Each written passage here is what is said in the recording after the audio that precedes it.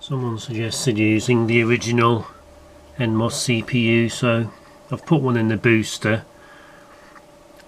The booster ordinarily running at 8 or 32 megahertz doesn't matter anyway, but it probably isn't a totally fair test because the booster, the clock is still actually running through the GAL, but it's the best as I can really do with this board.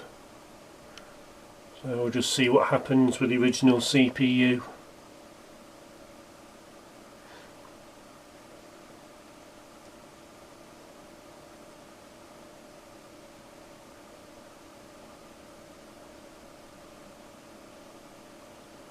So we're still basically failing anyway.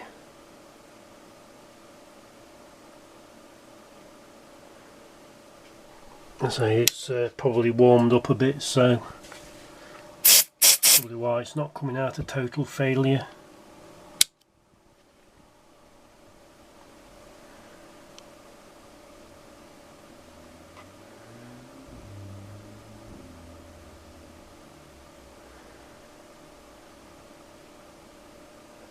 So that's just exactly the same, was it? As was happening before with the HC CPU.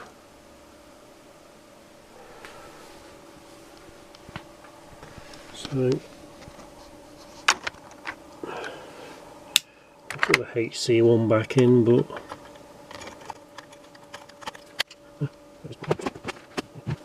so that's my HC CPU. So just make sure this still comes on. Yep.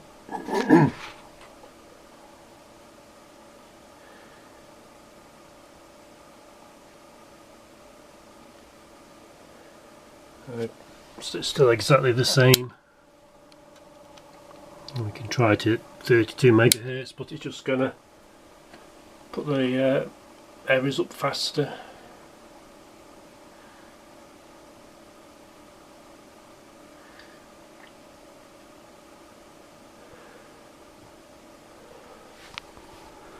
So not the CPU. Someone else suggested running yet another Atari RAM tester instead of relying on a diagnostic cartridge test or TOS's RAM test. So this is what TOS does. So as I can't actually run any programs from floppy, it's actually on my cartridge anyway. So we'll see what happens with that. Press any key to start. Where's the any key?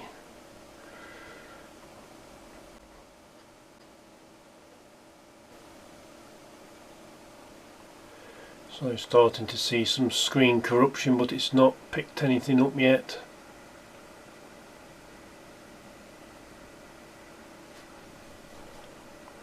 So why is this screen problems and yet it's said no errors?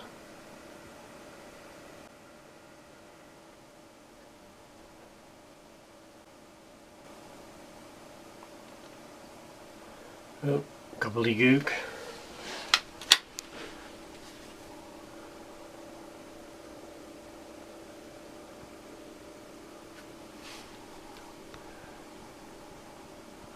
So as that failed then. Oh, there we go, the bombs. So even that's unstable. I think when the blitter is actually enabled, probably in this RAM test program and in TOS, blitter could be aggravating the problem, but blitter is directly accessing memory and this is a memory problem anyway, so whether that's relevant or not is another question.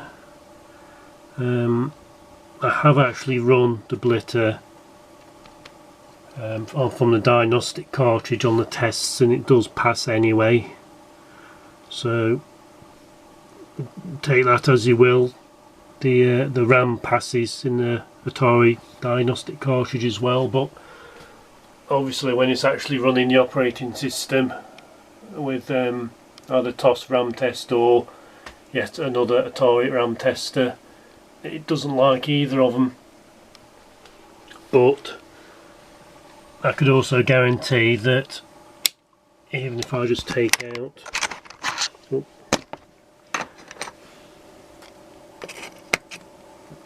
two of these just to leave it as 2 meg, I should suspect that's enough to get it to carry on working anyway. So I'll just try that again out of curiosity. Spacebar. I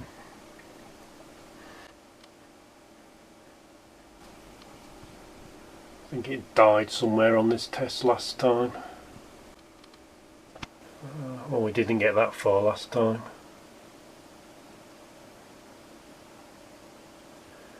Doesn't seem to be any graphics corruption either.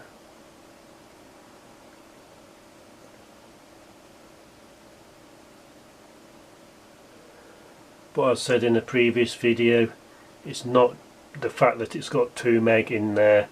I can put some my own brand sims in there for the full 4 meg and it'll still pass absolutely fine. Similar with as I've just taken 2 sims out of this machine, if I put these 2 in them slots and do this same test again, it'll still pass absolutely fine. So it's not the sims. I did actually run this test earlier and it was going for about an hour or so. This won't fail. I'll say it never normally does anyway with 2 meg in. So that's the end of another quick test. There's been a bit of chatter on the forum about using 256K sims.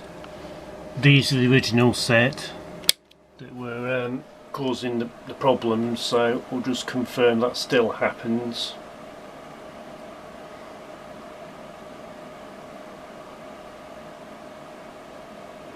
So everything is expected. So these ones are 256K 100 nanoseconds. So I'll put these in and see if these still cause the same problems. And currently I suspect slower sims are causing the problems, but I haven't actually tried the 256K sims in slower speeds. So we'll see what happens with these 100 nanosecond sims.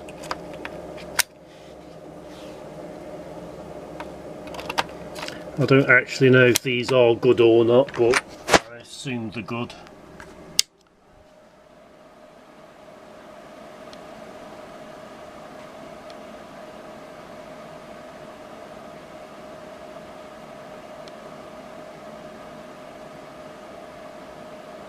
So 1 meg as expected, no failures. And just to make sure I'm not being fooled, freezer spray on there again.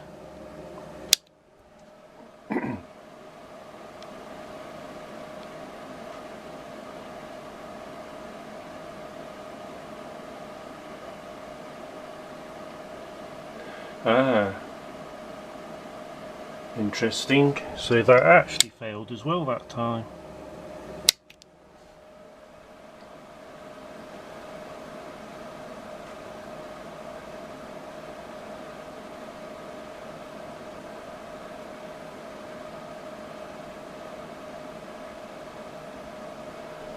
So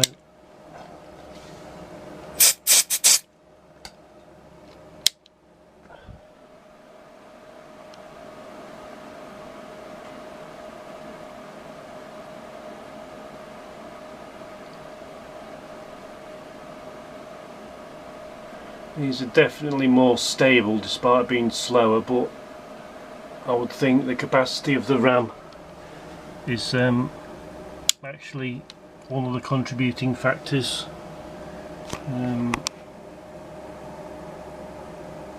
I'll go find a different set of sims and see what happens if we can find some slightly slower ones to try as well.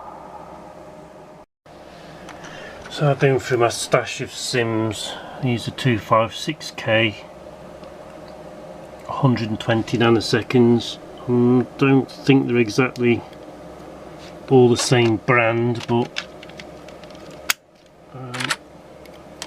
I don't have any other ones that match any better than this set, so we'll see what these do.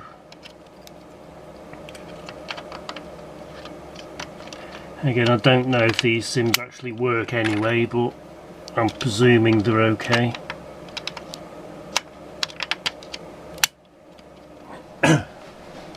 So let's see.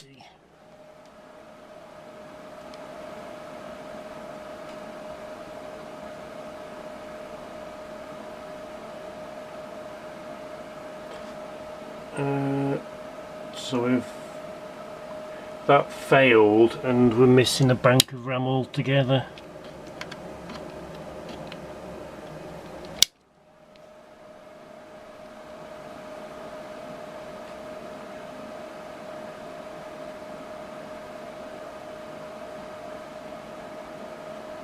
So possibly some of these might be faulty.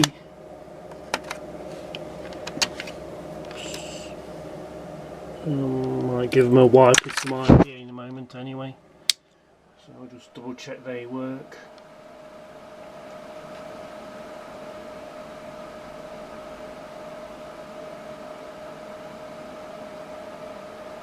So that was working, so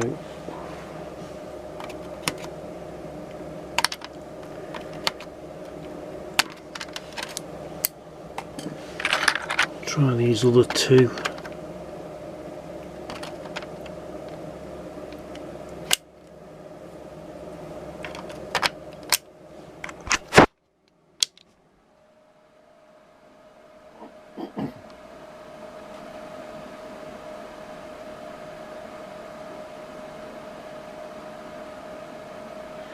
So these sims do appear to work, but they don't like being in all together again. So let's give them just a little wipe just to make sure.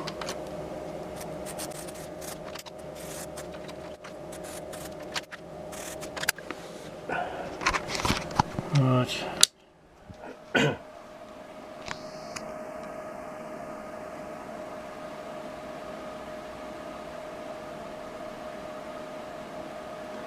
No, so the 120 nanoseconds aren't even registering the full amount of RAM.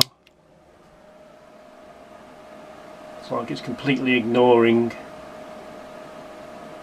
half a megabyte. So 120 nanoseconds is definitely working worse than the 100 nanosecond ones.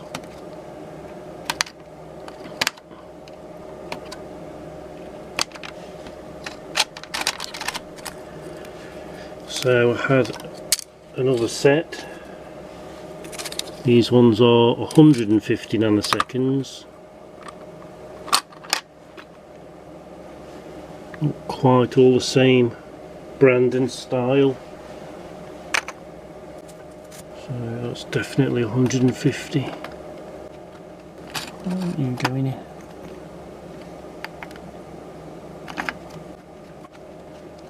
Let's double check. 150. Oh, these seem a bit of a bad fit.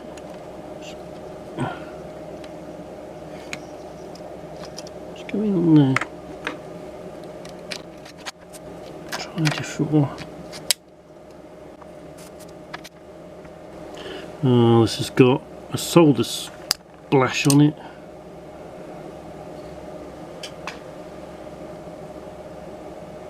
So that's probably why that one didn't fit.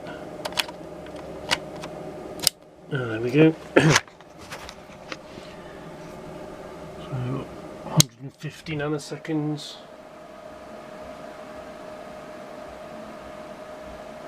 No, completely dead.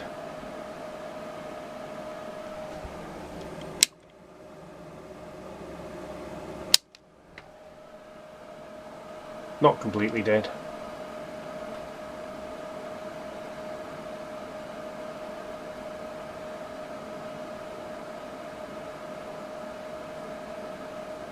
Now we'll get the full amount. So what's going on there?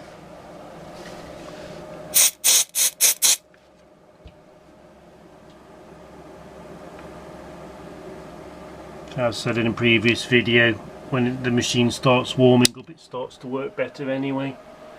So bit of freezer spray on the chip.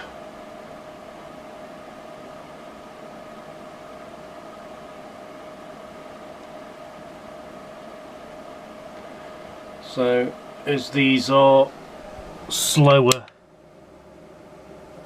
sims, the slowest I've used it, the problem might not be related as such to the speed but more the capacity being used. So I need to find some 1 megabyte, 120 or 150 nanoseconds to try this machine next. So the hunt continues.